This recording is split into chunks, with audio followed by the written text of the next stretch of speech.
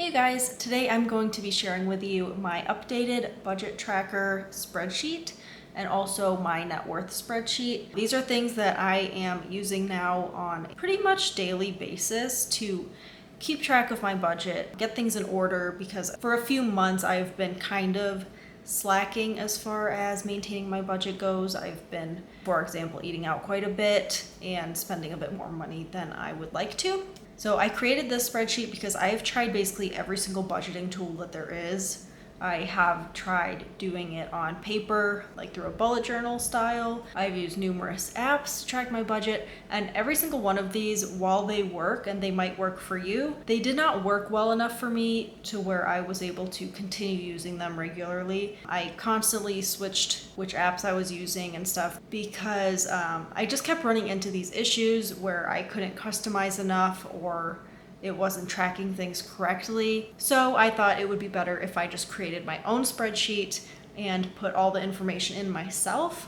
That way it also holds me accountable to where I am looking through every single transaction that I do in a month and then also categorize them accordingly. And then from there I can look at a chart of the percent of my income that I'm spending versus saving and everything like that. It's very easy to customize. So I'm sharing that with you. It's in my description bar if you want to download it. It's a Google Sheets file, so it's view only, and then you have to just go into file and then save as a copy. So then you can go in and put in all your own data. So I'm sharing my screen now. And the first thing I'm going to share with you is just the actual monthly budget part of the spreadsheet.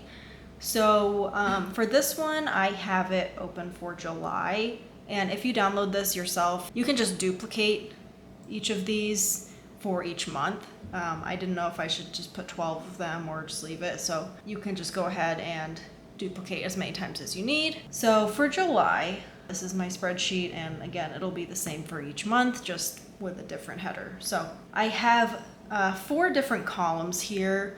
The first one is my expenses column. So this is just your classic budget where, I have different categories like rent, groceries, restaurants, home, clothing, subscriptions, rental property. So this is for any expenses that incur on my rental property, and transportation, so like gas, things like that.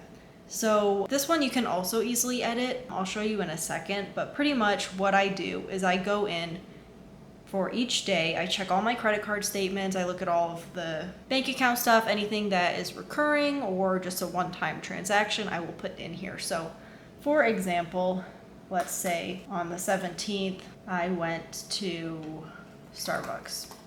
And let's say I spent $10.50. And then on the category, I can choose a drop down. So all of these headers that are above are in the drop down. So I'm going to choose that as restaurants. And then if you go up, you can see the restaurants category went up by $10.50. So if I just keep doing this, I'll just put in like a few other random expenses here. Okay, so I just put in a couple more, and you can see here that this gets updated, and then the total also gets updated for what I spent in the month. Okay, so then when you go up here, you can see there's a chart that's also created automatically, and that just shows what percentage of the money that you spent goes to what category.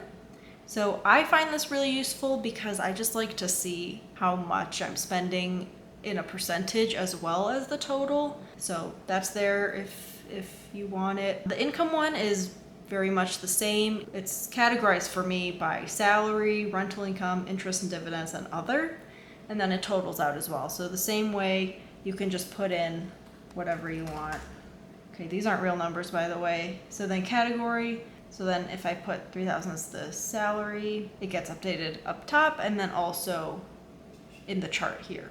So that's also another way. I do like seeing what percentage of my income comes from my salary. In an ideal world, the salary would have like a lower and lower percentage each month, I guess, because I would like to make more income through other sources. So this is a really easy way for me to see that as a percentage each month, and it is really easy to flip back through each month when you have duplicated versions of the sheet. So you can just go, see how you did in June versus July. So the next is my debt payoff column. And this one, you can also just, you can put whatever you need. Like if you have credit card debt or something like that, you can just put that in there as well. Whatever you're trying to pay off, you can stick up here. And this is again the same way. I typically like to pay whatever debt I am actively targeting. I will pay multiple times throughout the month. Just, anytime I get some money in, I'll just put it right towards it. So that's why I have so many different rows for that. So let's just say $10.50 for my mortgage. On the 19th, let's say I also paid $500 to my car. And then on the 21st, I put another $200. That just makes it really easy to see when in the month I put different payments, and then also how much total I put in. I don't have a graph up here because I couldn't really think of what I could put up there at the moment, because I don't really need to see the percentages of debt that I paid for like my mortgage, car, and student loans. That's not that important to me. But if you want to, you can of course go in and add your own chart just by going to insert and then chart, and then it gives you a bunch of different options and you can kind of play with that. For me, I'm good without that. And then also my last column is the savings and investments. So I am actively paying off debt and also saving, especially into my brokerage account. So this is also the same thing. You can add or delete different account types. Like I have my Roth IRA, my brokerage, and my savings account. You can add other categories if you need or remove some, but I just like having them split up this way, and then I can also put in the date and amount that I put in for each.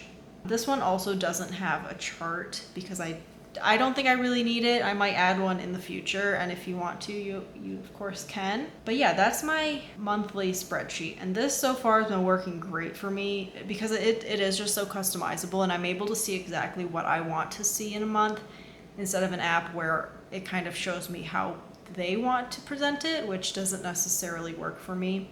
So if you wanted to change any of this, like for expenses, if you go to the drop down and you scroll down to the bottom, there's the pencil, and you can add in more columns if you'd like. You can change things. So if you don't want it to be home anymore, you can change it to I don't know, let's say credit card.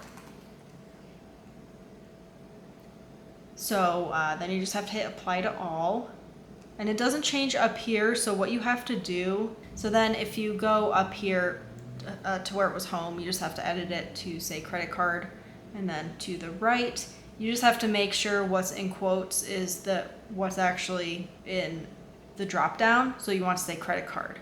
So then once I did that, you can see that it works. So that's how to do that. You can also just add things down here the same way if you wanted to add another type of income. So that's the gist of the spreadsheet. If you have questions about it specifically, just let me know. I hope I explained it pretty well. And I think it's pretty self-explanatory and hopefully doesn't need too much tweaking, but of course it can be adjusted as needed. So then my next page that I also am looking at frequently is the net worth page. So this one you don't have to duplicate since I just have the same one for the whole year. And since we're in July right now, and I included it just starting from January, what you can do is just go in and like delete these columns if you don't need them like that, if you just want to look at like the second half of the year. But I'll just leave it in for now. But pretty much this doesn't pull information from the other spreadsheet. So you do have to just keep an eye on your total balances for everything, since this other spreadsheet doesn't keep track of that anyways. So on July 1st, I went in and checked the balances on all of my accounts. So this first block here is the summary page. You don't want to edit the values up here. You just want to edit what's down here under assets and then liabilities. Since up here, this aggregates from down here. So let's say in January 1st, I checked and my house is worth $200,000. Let's just say that. And my savings account has $35,000, and my checking account has $1,000. 401k, I would just go in and check that. My HSA, if you have one, I just added it in there. My IRAs, let's just say that. And then brokerage. Okay, so then when I added all of these things to the spreadsheet, it aggregated up top under the summary for assets. So for cash, like it added up the savings and checking. For investments, it added up, the 401k, HSA, IRA, and brokerage together. And then the real estate just pulls from the value of the home. So that makes it a little bit easier if you want to see more of a snapshot. And also with this, it's really easy. You can change these. You can add or delete rows as you need. And then for liabilities, I would also go in and just check the current balance of each of these things the first of every month or around the first of the month. So then these also aggregate up top for the liabilities. And then what it does under net worth is it just takes the assets minus liabilities, and there's your net worth. So then you'll do the same thing for February. Okay, so then I just pre-filled things for February just to show you. It'll do the same thing, and then you can just see how your net worth changes throughout the year. I personally really like seeing that. I like to keep track of my net worth, and it's a good way to push me to pay off my debts faster or add to my savings just to increase that net worth. Because if you're spending all your money on your credit cards, you're not going to see any positive trend for this net worth category. And I am trying to work on this. So that's what I use right now. I think I'm going to stick with this for hopefully indefinitely. And I hope that you guys find it useful too. It's just a lot easier for me to do this on a Google Sheets compared to writing it on paper. Also because this just automatically calculates things for you, creates the charts for you, and with the apps it just gets clunky and data gets lost all the time, so it's very hard to keep track of what my net worth is. And also this is great because there is an app for your phone. You can use it on the computer. I can pull it up on my work computer.